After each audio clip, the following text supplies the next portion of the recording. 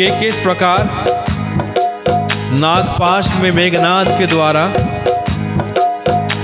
श्री राम जी को बांध लिया गया और गरुड़राज ने आकर श्री राम को नागपाश से मुक्त कराया। और जाम्बवंत जी ने मेघनाद को मूर्छित कर दिया और मूर्छित करके कहां फेंक दिया? लंका में फेंक दिया। अब लंका में जब मेघनाद गिरा, उसकी मूर्छा खुली तो उसको बड़ी शर्म आई कि मैंने तो अपनी बड़ी बड़ी डींगे हाँकी थी अपने पिता से, इतनी डींगे हाँकी थी और मैं तो ऐसे ही आके पड़ गया। अब यहां पर विभीषण ने सोचा और तुरंत ही वो राम जी के पास पहुंचा विभीषण। तो बताता है कि गुप्तचरों से ज्ञात हुआ है अजय होने का यज्ञ करने के लिए गया है अपनी कुलदेवी का। तो वो समझाता है श्री राम जी को कि अगर उसका यज्ञ पूरा हो गया ना तो उसको जीतना मुश्किल हो जाएगा, क्योंकि उसको ब्रह्मा ने वरदान दिया था।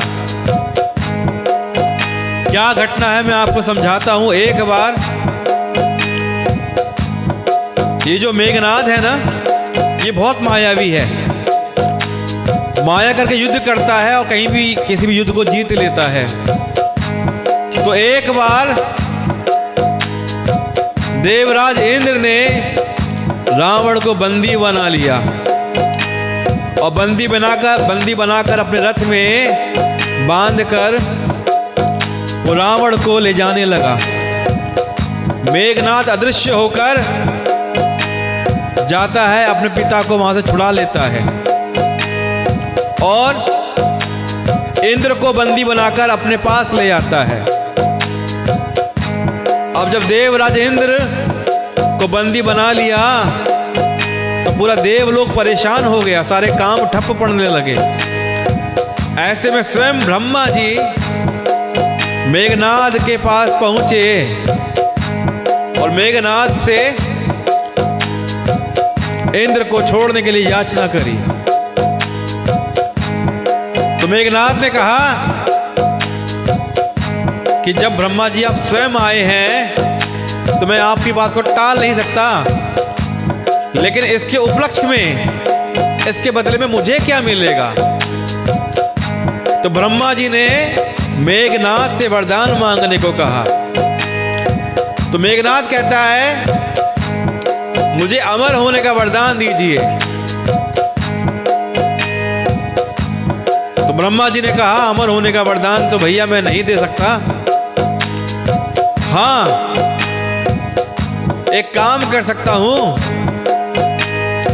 कि जब कभी तुम्हें आवश्यकता होगी तुम अपनी कुलदेवी निम्बुला का यज्ञ करना, हवन करना, उनकी पूजा करना, उनका हवन करना, तब एक रथ प्रकट होगा।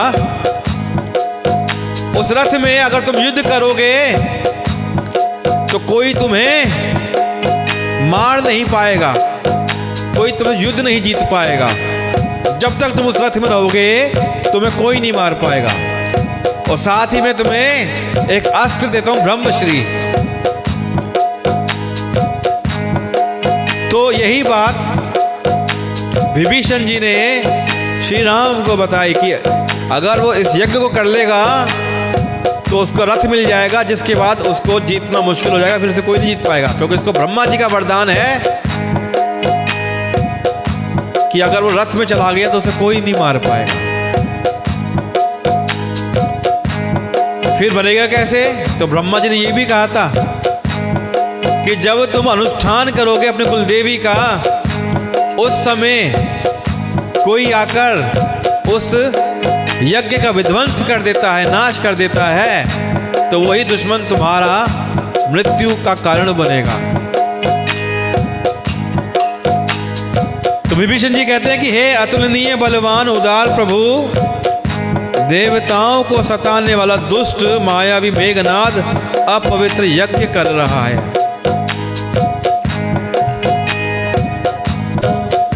हे प्रभु, यदि वो यज्ञ सिद्ध हो जाएगा तो हे नाथ फिर मेघनाद को जीतना मुश्किल हो जाएगा, फिर नहीं जीत पाएंगे वो मेघनाद को। अब ये सुनकर श्री रघुनाथ जी खुश हो गए, अच्छा ये बात हमें मालूम पड़ गई। अब तो अंगद आदि बहुत से वानरों को बुलाया और कहा, हे भाइयों, सब लोग लक्ष्मण के साथ जाओ और जाकर यज्ञ का विध्वंस कर दो। हे लक्ष्मण, संग्राम में तुम उसे मारना। देवताओं को भयभीत देखकर मुझे बड़ा दुख है, देवता लोग इतना भयभीत हो रहे हैं, तुम जाओ और जाकर मेघनाद को मारो, उसका वध करो। हे भाई सुनो, उसको ऐसे बल और बुद्धि के उपाय से मारना जिससे उस निशाचर का नाश हो जाए। हे जामवंत जी, हे सुग्रीव, हे विभीषण जी, तुम तीनों जने सेना समेत इनके साथ रहना। इस प्रकार जब रघुवीर जी ने आज्ञा दी तब कमर से तरकस कसकर और धनुष सजाकर रणधीर श्री लक्ष्मण जी प्रभु के प्रताप को हृदय में धारण करके मेघ के समान गंभीर वाणी से बोले। क्या बोलते हैं? यदि मैं आज उसे बिना मारे आऊं तो श्री रघुनाथ जी का सेवक न कहलाऊं। यदि सैकड़ों शंकर भी उसकी सहायता करें तो आज रघुवीर जी की दुहाई है, मैं उसे आज मार ही डालूंगा। लक्ष्मण जी पूर्ण जोश में ये बात कह रहे हैं। रघुनाथ जी के चरणों में सिर निवाकर शेष के अवतार श्री लक्ष्मण जी तुरंत चल दिए। उनके साथ अंगद, नील, मयंद, नल और हनुमान जी जैसे उत्तम उत्तम योद्धा थे कि वानर वहां पे जाते हैं जहां पर मेघनाद यज्ञ कर रहा है, और वानर जाके क्या देखते हैं कि वहां पर बैठा हुआ वो खून और भैंसे की आहुति दे रहा है। वानरों ने सब यज्ञ विध्वंस कर दिया, लेकिन मेघनाद डटा रहा। फिर भी वह जब नहीं उठा तब वो उसकी प्रशंसा करने लगे, लेकिन इतने पर भी वो नहीं उठता। तब वानरों ने क्या करा, जाकर उसके बाल पकड़े, लातों से मारने लगे और भाग चले। उससे क्या हो गया, मेघनाद उनके पीछे पीछे त्रिशूल लेकर दौड़ा। तब वानर भागे और वहां आ गए जहां आगे लक्ष्मण जी खड़े थे। अब जो मेघनाद है उसको बहुत क्रोध हो रहा है। वो अत्यंत क्रोध का मारा हुआ आया और बार बार भयंकर शब्द करके गरजने लगा। मारुति, मारुति कौन है? हमारे हनुमान जी। कि हनुमान और अंगद क्रोध करके दौड़ने लगे। उसने छाती में त्रिशूल मारकर दोनों को धरती पर गिरा दिया। मेघनाद ने अंगद और हनुमान जी को छाती पे ऐसा त्रिशूल मारा, दोनों धरती पर गिर पड़े। फिर उसने प्रभु श्री लक्ष्मण जी पर प्रचंड त्रिशूल छोड़ दिया। अनंत श्री लक्ष्मण जी ने बाण मारकर उस त्रिशूल के दो टुकड़े कर दिए। हनुमान जी और युवराज अंगद ने फिर उठकर क्रोध करके उसे मारने लगे, लेकिन मेघनाद को चोट ही नहीं लगती। हनुमान जी अंगद जी इतना मार रहे हैं मेघनाद को, और मेघनाद को चोट ही नहीं लगती। शत्रु कौन है यहाँ पे? मेघनाद।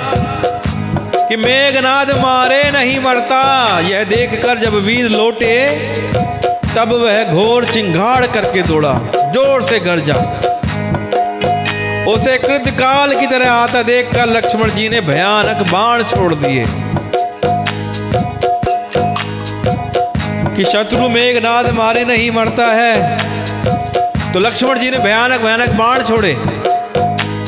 वज्र के समान बाणों को आते देखकर वह दुष्ट तुरंत ही अंतर्ध्यान हो गया, अदृश्य हो गया। मायावी है ना, तो अदृश्य हो गया और फिर भांति भांति का रूप धारण करके अलग अलग रूप बना के वो युद्ध करने लगा।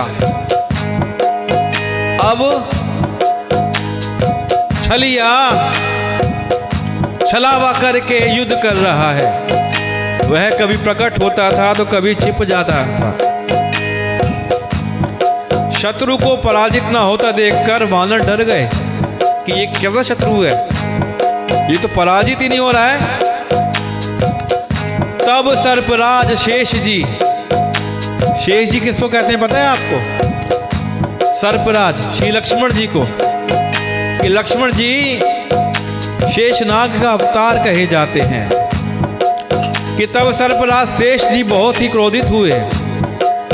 लक्ष्मण जी ने मन में यह विचार दृढ़ किया कि इस पापी को मैं बहुत खिला चुका, बहुत खिला लिया इस पापी को, अब और अधिक खिलाना अच्छा नहीं, अब तो इसे समाप्त ही कर देना चाहिए। फिर कौशलपति श्री राम जी के प्रताप का स्मरण करके लक्ष्मण जी ने उचित दर्प करके बाण का संधान किया और बाण छोड़ते ही बाण कहां लगा? मेघनाद की छाती के बीच में लगा और मरते समय मेघनाद असली रूप में आ गया और उसने अपना कपट त्याग दिया। अब क्या कह रहा है वो? जब मर रहा है तो क्या कह रहा है मेघनाद? कि राम के छोटे भाई लक्ष्मण कहाँ हैं, राम कहाँ हैं? ऐसा कहकर उसने प्राण छोड़ दिए।